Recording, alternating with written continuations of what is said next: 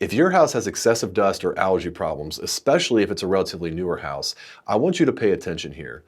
One of the most popular types of LED lights may be contributing to the issue that you're experiencing. And those lights are these LED wafer lights. Those are the ones that basically have the two little clips that clip into the drywall.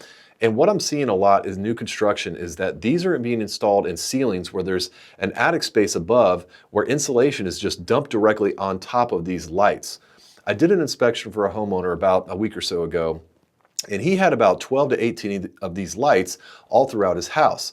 And ever since he moved into the house, he'd been experiencing just allergy-like symptoms. His eyes were burning, sinus issues, just a fine layer of dust. Every week he'd be, sweeping up with his Roomba, and he could not figure out where it was coming from.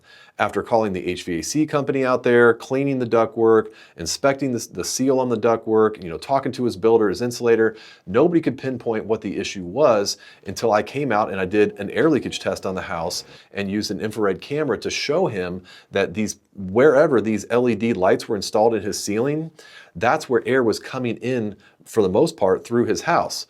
He also had an issue with some ductwork that was up in his attic that was not sealed on the return side. So whenever the ductwork would run, it would pull a little bit of dust into his house.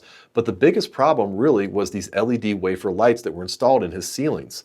Now, this is something that building officials don't really think about, and most builders don't think about either, because from an energy code perspective, those things are actually supposed to be airtight where they go up into the drywall.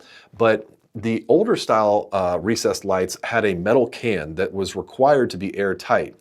And usually you'd have what's called an LED retrofit kit installed into that can, and the can would be sealed to the drywall where it meets the gap between the drywall and the can.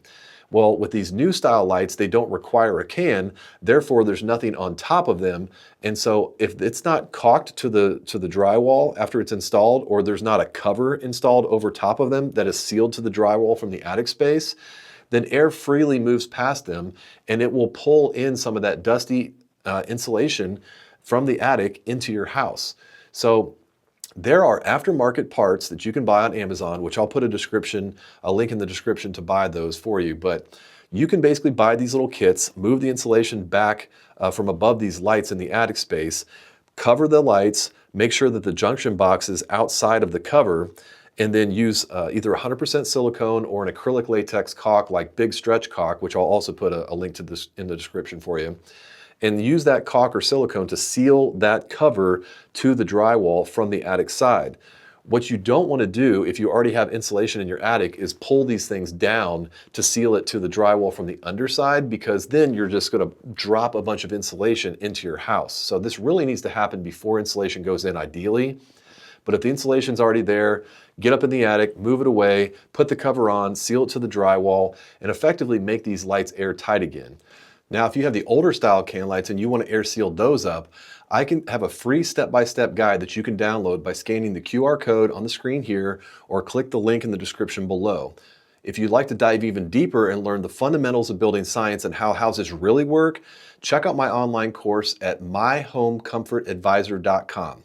If you got any questions about what I've talked about here, drop it in the comments below, and make sure you hit subscribe so you're notified of future videos like this.